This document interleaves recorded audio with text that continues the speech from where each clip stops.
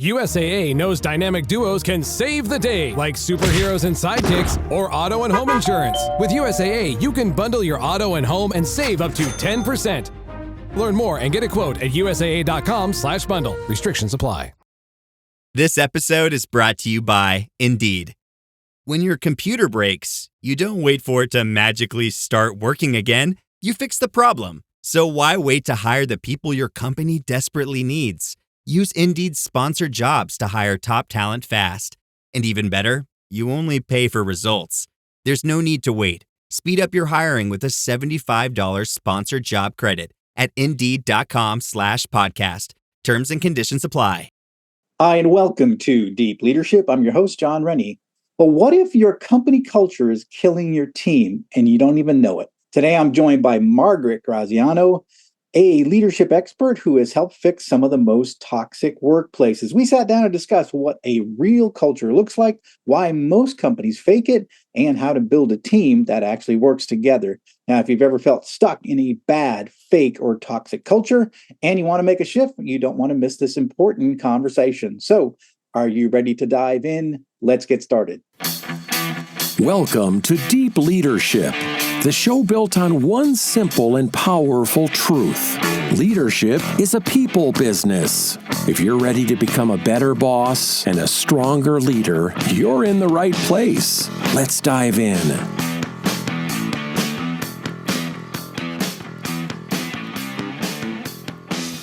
Today, I'm joined by Margaret Graziano. Margaret has spent her life reinventing herself. She has gone from being a single mother at 19, working at the first cable TV company, to leading one of the fastest growing consultancies and becoming a best-selling author. Margaret has continually taken on challenges and learned to move beyond her limits to live a life that inspires and contributes. Using a unique combination of experimental coaching, science-backed development tools, and actionable strategies, Margaret empowers leaders to evolve and improve their organizational cultures to meet today's challenges.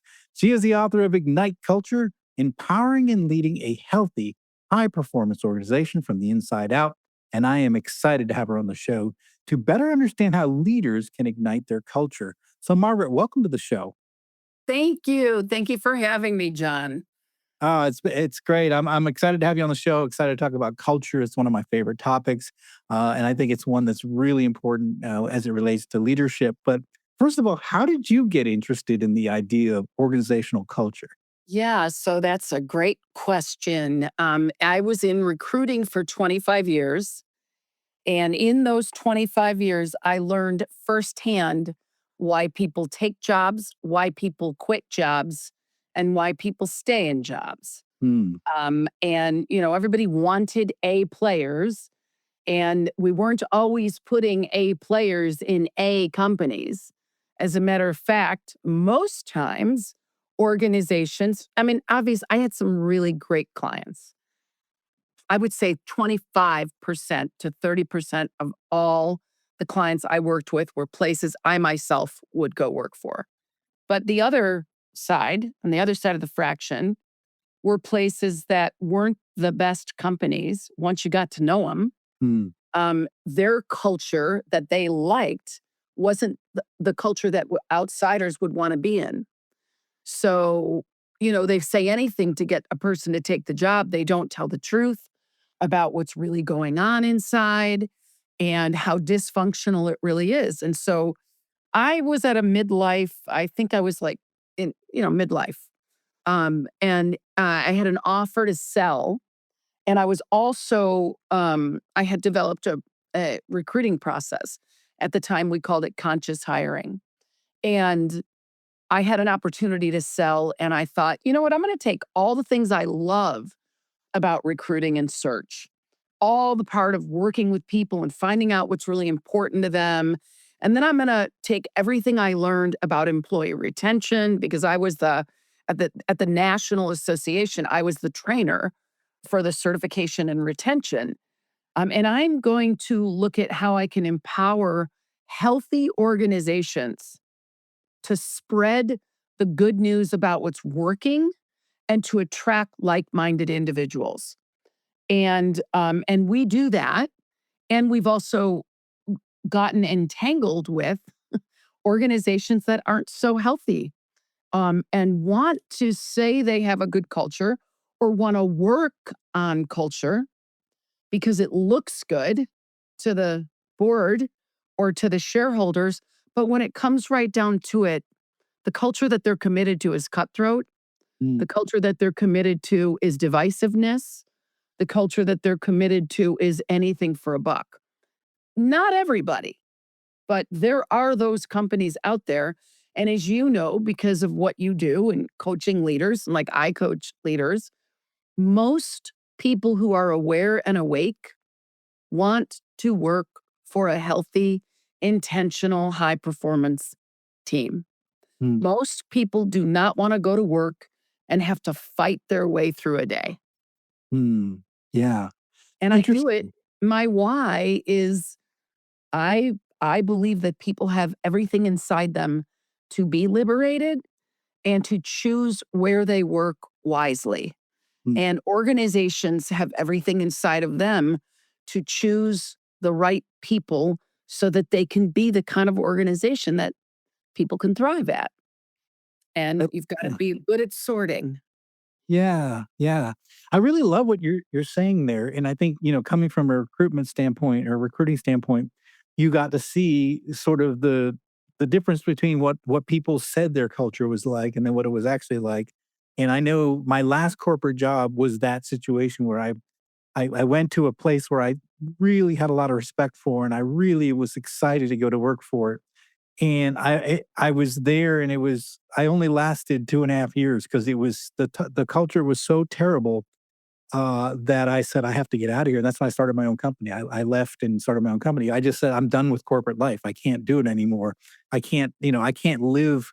I can't go to work at a place where I just can't stand being around the type of attitude and approach to people that I saw in my last corporate job." And Yeah. that's everywhere. That Mm. it really is. There are some good places, but I would say 20% of the organizations out there are honestly honest Yeah. and straight about who they are and willing to get better. Mm. And then there's about 40% who are in the dark about who they are, clueless, unconscious. Money is running the show. They're churn and burn. They're coin operated. And they're not necessarily nasty, but they wouldn't know nasty if it hit them in the head. It's just the way they're used to being. Mm. And then there's about, and I don't know if my math is going to work out, so that would be 40 and 60. So, and then I do think there's about 40% of the organizations that are pretty darn toxic. Mm. Yeah, yeah, And yeah. I think that's what we saw way back in, in recruiting. And so if your listeners are, well, how do I pick a good, healthy culture? Talk to people who've left there. Mm. Yeah. Find out why they left. There's a lot of aggressive, defensive cultures where the aggressors, and maybe they're making money, maybe they're the salespeople, and you've got aggressive, and they become super successful by being aggressive, defensive. And then you have passive. So people who want to stay out of those people's crosshairs. So what you get is this polarization. And you get people who are hiding out and in fear. And then you get people who are more and more aggressive because the people are hiding out and in fear. And if you have a leader who's awake and aware and they understand behavior and they understand healthy behavior, they can start to look at themselves and say, where am I perpetuating this divisiveness? Where am I allowing toxic behavior? Where have I stepped over? I mean, there are companies where people can do a coup inside the company and get rid of the good leaders because they don't want to follow the rules. Yeah, yeah, And they win because they're making the money. yeah, And yeah, absolutely. I've seen that happen as well too. At 22 years in corporate, I saw some interesting things that, made my head, you kind of wonder, we're getting rid of great people because they don't fit, well, the people in charge are allowed to do that. So, So get us on a level playing field here. What is how would you define organizational culture? Because sometimes that could be a slippery term, but in Yeah, good. the way you look at organizational culture, how would you define it? Yeah, so I haven't been home in a month, but I had a little thing on my it's always interesting having someone stay in the house. Right. Make it their own, and you come back and you're like, "Where's my stuff?" So I define organizational culture through this model, and it is the what is our cause? If our cause is about money, that's not a cause. That's like we're brass tacks, black and white. We're here to make money, and everybody is a pawn in our chess game. So culture is a human system. It's how the human system works to deliver on an ultimate intent of an enterprise. Now, don't get me wrong, every company has to make money. If they're not making money, it's a hobby. But culture is how the human system interacts and delivers on the promise. So there's culture is the environment, it's the architecture, and it's the intent, and how those three chords, you're a sailor, the rope on a boat, that what do they call it? Like the mooring line. The Yeah. lines. Yeah. The lines are made of three, and they're spun together, and that's how they stay strong. So you've got the intent. What are we up to? What are we for? If an organization has a what are we for, they are more likely to have a healthy human system. If their only for is we want to make money and kill the competition, that is bound to lead to death by 1,000 cuts, even for the people doing the cutting. Hmm.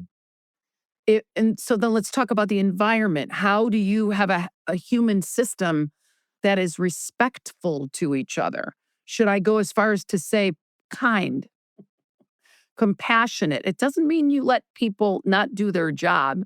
Sometimes kindness is holding someone accountable and letting them go and saying, "Wow, we're not really a fit because you're not producing. You don't get it, you don't want it, and you don't have the capacity to do it."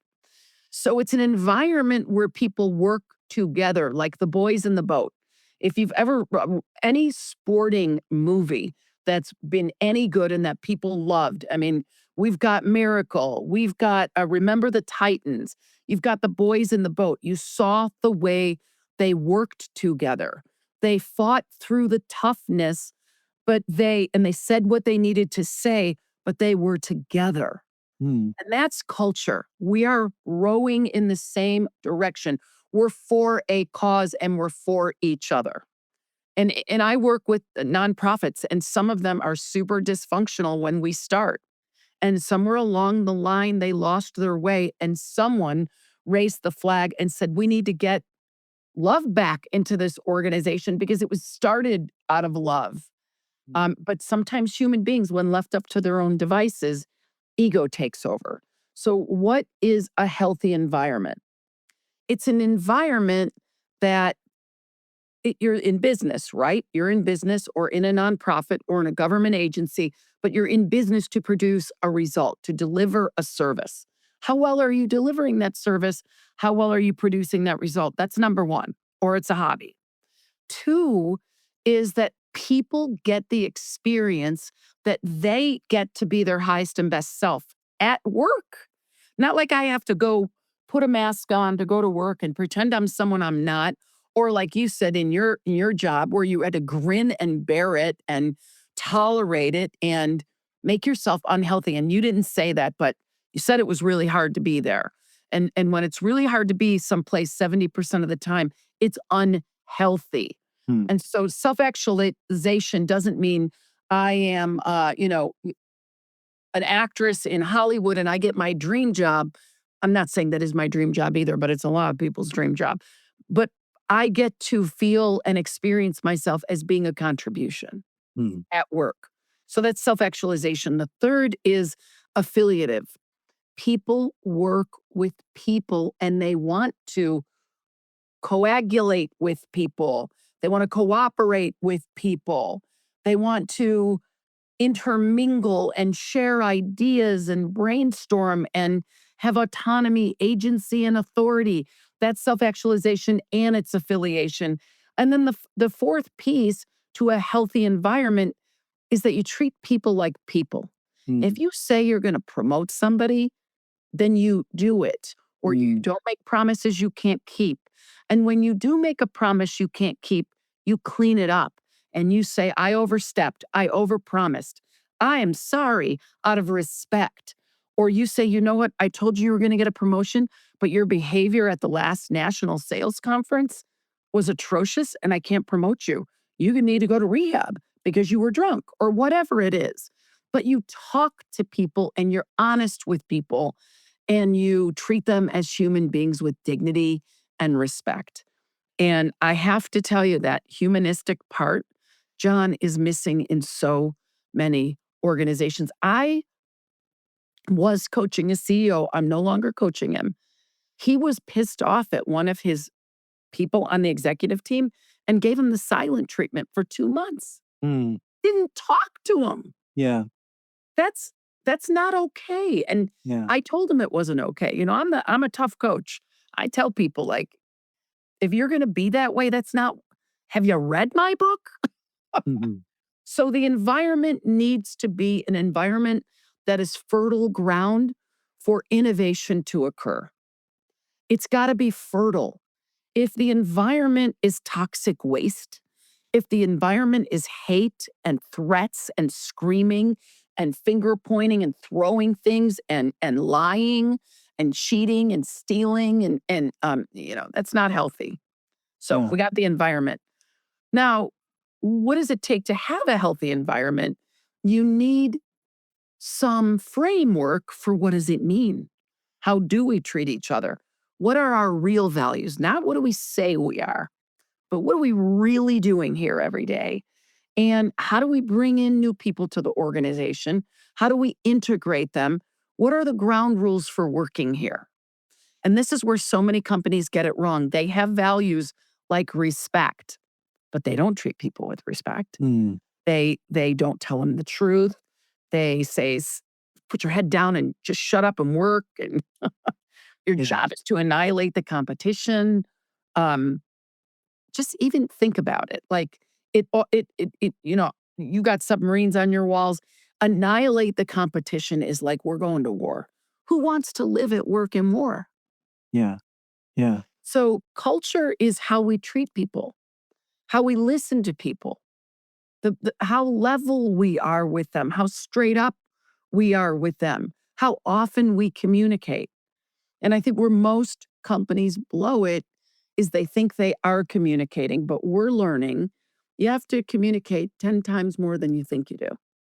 We'll be right back after a quick word from our sponsors. This episode is brought to you by Cadre of Men. Leadership is a people business, and for men, real growth happens alongside those who challenge and inspire you.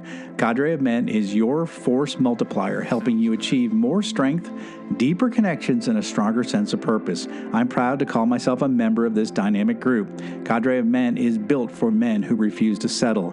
With dedicated forums covering fitness, fatherhood, business, and more, we provide the tools and camaraderie to help you thrive. Our weekly Zoom calls dive into tough, real-world topics, often featuring expert guest speakers who will push you to sharpen your skills and mindset. Monthly meetups include intense hikes and hands-on building sessions where you forge bonds through shared challenges. From fitness and finance challenges to mastering public speaking, Cadre of Men delivers actionable curriculum in leadership, business, and personal growth. If you're ready to step up, push past your comfort zone, and lead by example, Cadre of Men is for you. Inside the Cadre, we grow together, lead together, and rise together. Visit cadreofmen.com to learn more and take the first step toward becoming your best self. This episode is brought to you by Pharaoh Skincare. I would have never imagined I'd be talking about skincare, but this stuff is truly amazing. Pharaoh is revolutionizing skincare by replacing harmful chemicals with natural ingredients sourced from regenerative farms.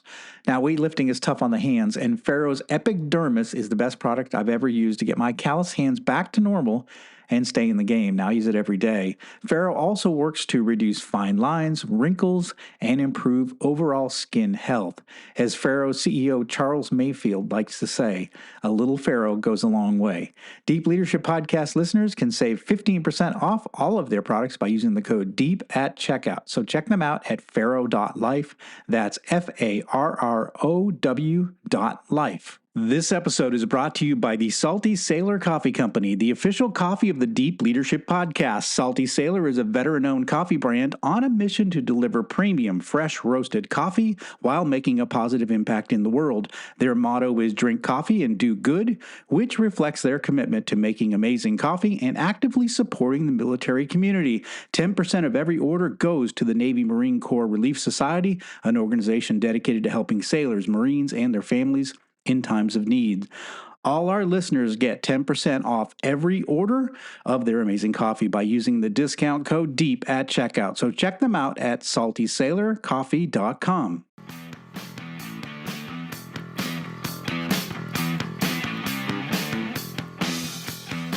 Well, I think what you hit on a couple of things that I wanted to touch on, and one is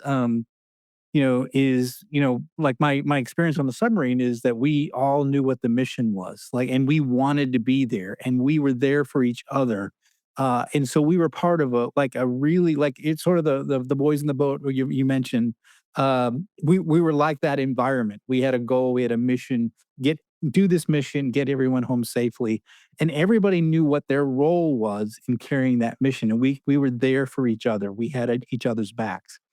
And so when I came to corporate, so I came from that environment, I came to corporate, and the mission wasn't clear. And like, why are we here? Why does this company exist? Well, you'd hear one guy would say, it's about making money. It's about taking care of our customers. It's about reducing our inventory. It's about reducing scrap. I remember as a young one, just my beginning, days in corporate, I'm like, I don't even know what the mission is. And you had people running in different directions and no one really in a cohesive way moving in one direction. And so, so you're describing friction. Yeah. So very frictional. At all levels. Yeah. Very high levels of friction. And so, and we weren't clear on that. I think that's probably where I began. So when I got a chance to run my first plant, the idea of like all I kept thinking about was to build an organization like we had on the ship, where we knew what the mission is and everybody was critical to achieving that mission. Everybody knew what their role was in achieving that mission. And everyone, whenever I take over an organization, I list my expectations. And number one, it's funny you say that, is I say treat people with respect. Number one on my list always, because, you start there, things get a lot easier, right? So I love that you point that out as sort of one of the key aspects of building a good culture, is this idea of the humanistic side of it, treating people with respect. But I will say that so many companies say they do that. Yeah. When the leader is triggered, this is for all you leaders listening, when the leader, and I'm sick and tired of people saying, I'm triggered, you're triggering me, but that's in our nomenclature now. But when the leader is being led by their ego, by their insecurity, by their fear, when the leader is being led, the brain won't let us even be respectful. Mm-hmm. We go into fight, flight, freeze, or faint, and we are operating at our lowest brain, which is, I need to kill something. Yeah, yeah. And most people don't know, like I told you earlier, the 40%, they don't know, and they don't even know that they don't know, that they're blind to when they're in survival mode. Yeah. And so they might have respect is our core value until we're losing a customer, or until we had a bad month, or until you said something I didn't like at the sales conference, or until you challenged my expense budget, or until you told me I couldn't do what I wanted to do. And so that's the key. It's, how do you handle disagreements? How do you handle, what do you do? If I'm interviewing for a job or I'm bringing a new leader on, how do you, company, handle when two executives disagree? What's the process for reconciliation? Or what happens when you make a big mistake and someone's got to own it? How does your company deal with that? We want to know how people are at our worst. Just like before you get married, you'd want to know that, right? Yeah. You don't just want to be surprised one day when somebody goes psycho on you. Right. Right.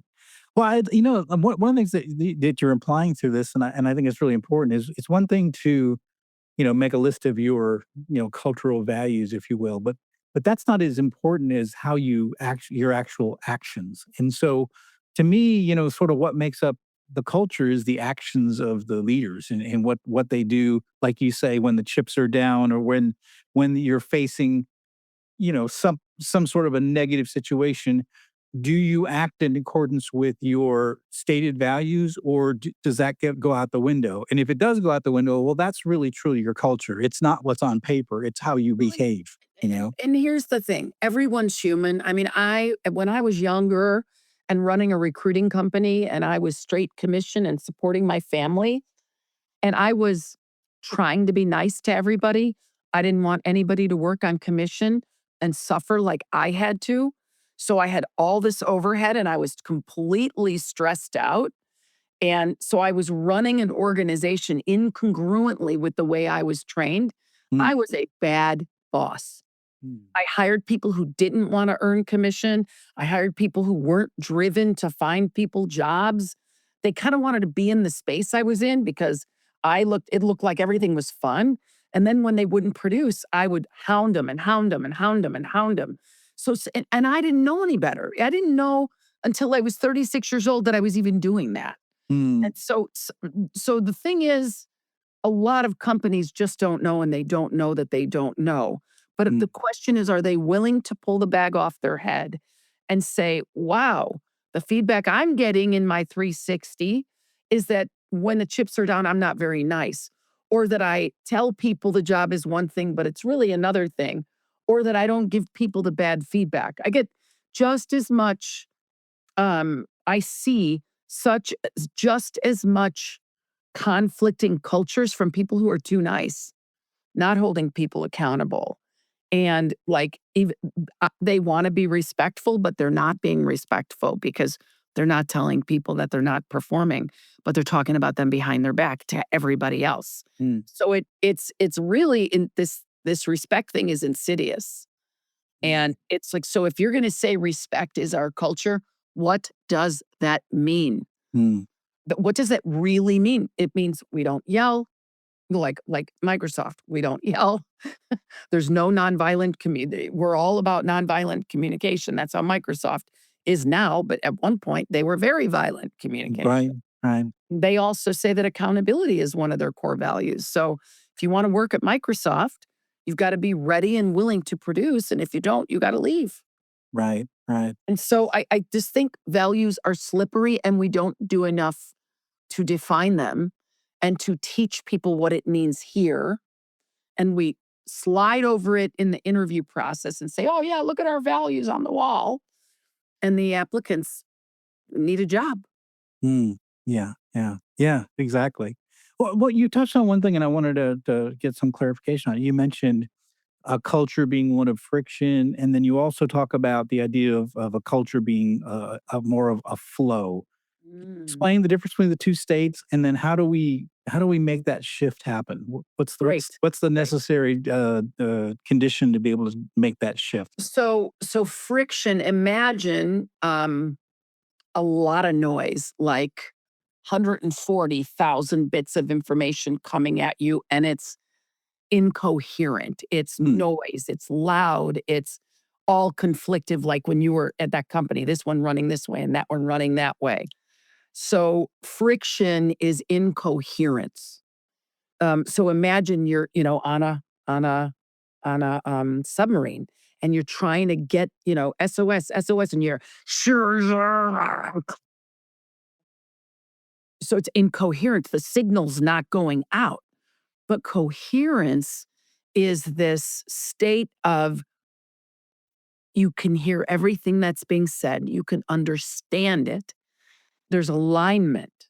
So if I'm operating as an individual and my brain, my thinker, is connected to my heart, my feeler, is connected with my second brain, my gut, I'm in alignment, I'm coherent, I'm steady, I'm stable. Now imagine if you get everybody on the team grounded and clear. Who are we?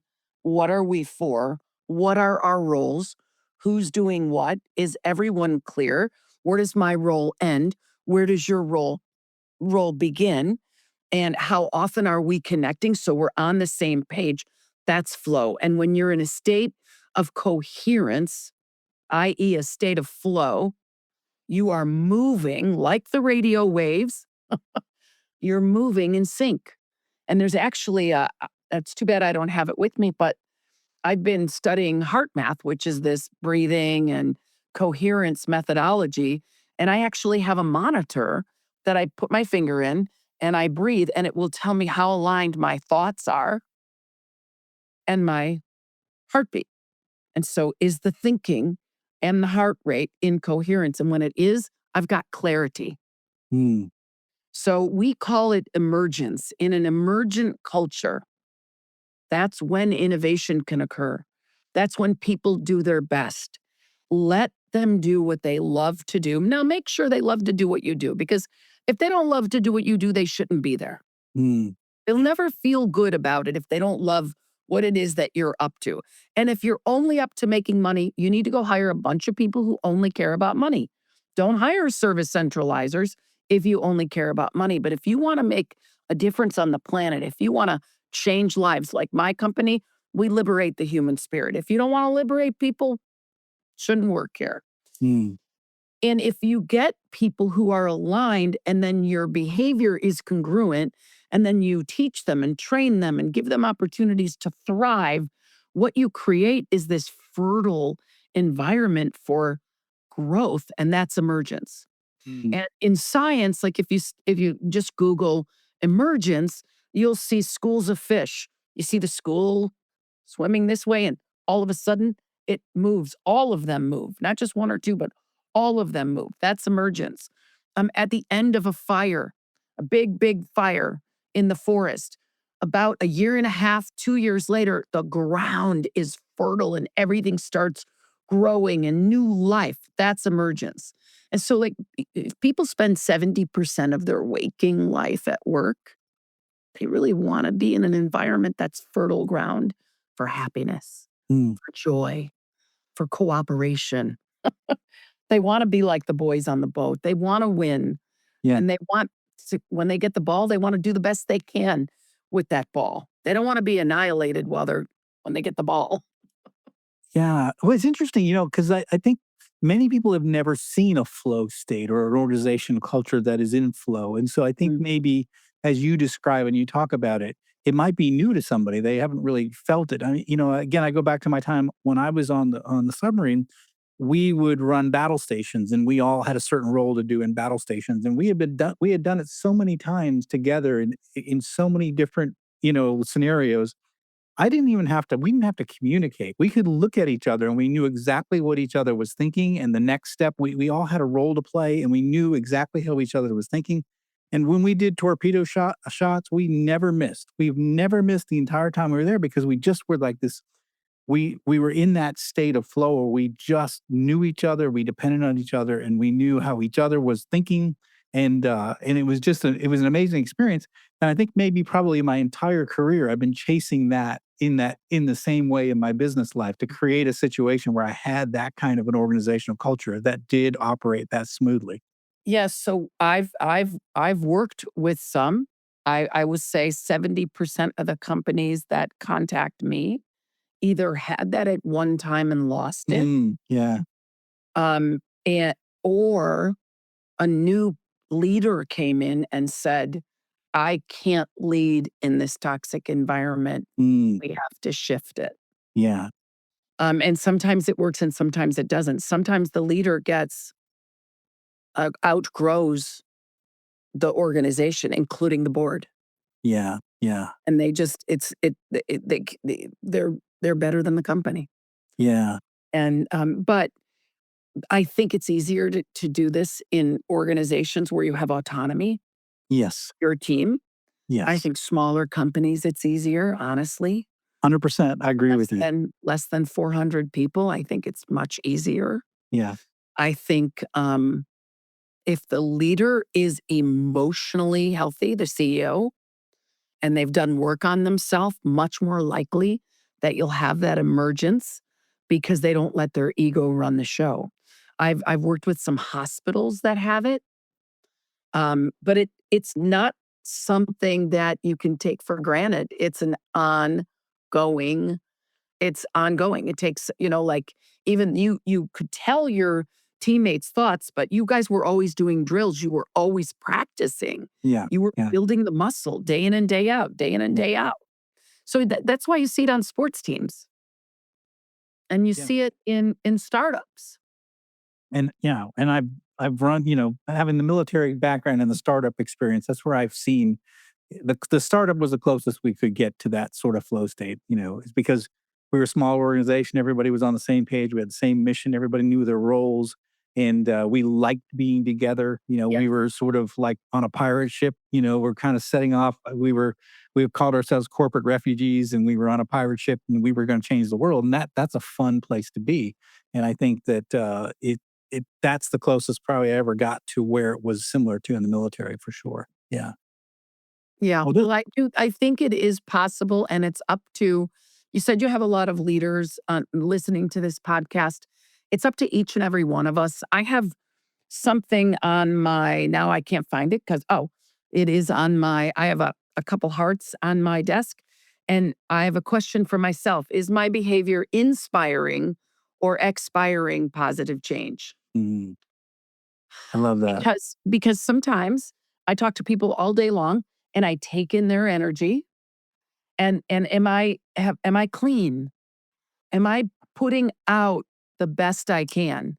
And we all need to be asking ourselves that if we want to work for a healthy, intentional, high performance organizational culture, each and every one of us has to really examine our own behavior. I love that. I love that. Well, that's a great place to end this conversation. Is there a final message would you like to leave with our listeners? I think I just said it, but I think you did. more succinctly. Take a look in the mirror. Are you being your best? Are you operating at your highest? Are you living the values you say you are? And if not, it's okay. Have compassion for yourself and set an intention of what you want, and then go create it. The more of us that are doing good work, the more organizations will have to get better. Absolutely. Such a great point. I love it. Margaret, how can people find out more about you and the work you do?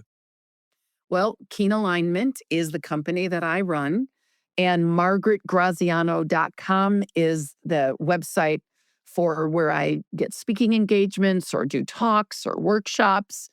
And so you can just look up Margaret Graziano and you'll find me.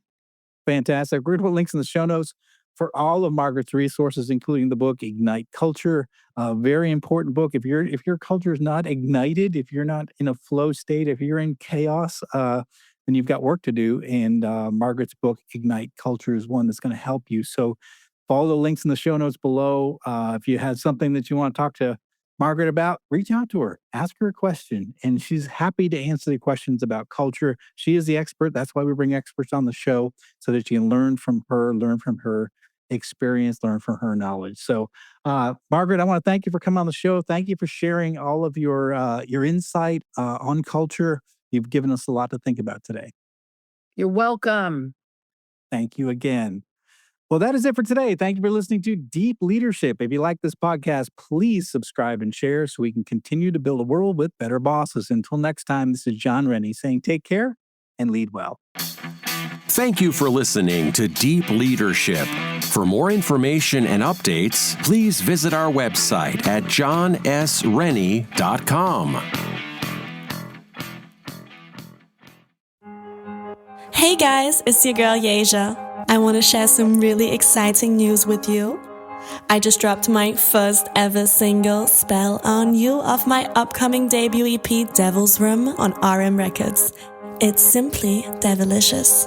Check out Spell on You wherever you listen to music. Bye for now. I never thought I'd fall in love like this. It's time to close the chapter, but I think I needed this.